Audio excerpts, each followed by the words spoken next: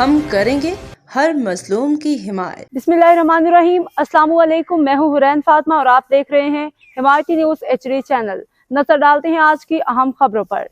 سانگڑ یوم شہادت حضرت عثمان غنی کے موقع پہ پاکستان تحریک کی ریلی۔ سانگڑ میں پاکستان سنی تحریک کی جانب سے 18 ذی الحج یوم شہادت حضرت عثمان غنی کے سلسلے میں موبائل مارکیٹ سے میر پور چوک تک ایک ریلی نکالی گئی۔ ریلی میں کارکنان شہریوں کی بڑی تعداد نے شرکت کی۔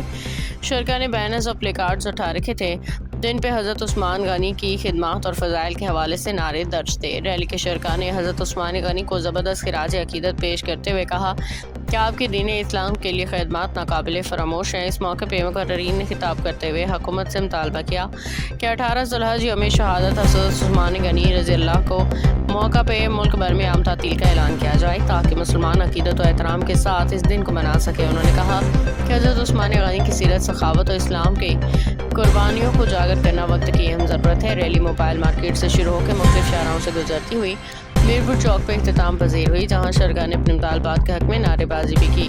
مقررین نے عوام پہ زور دیا کہ وہ خلفائے راشدین کی تعلیمات پہ عمل پیرا ہو کے معاشرے میں اتحاد، اخوت اور بھائی چارے کو فروغ دیں۔ اشفاق سلہری کی رپورٹ۔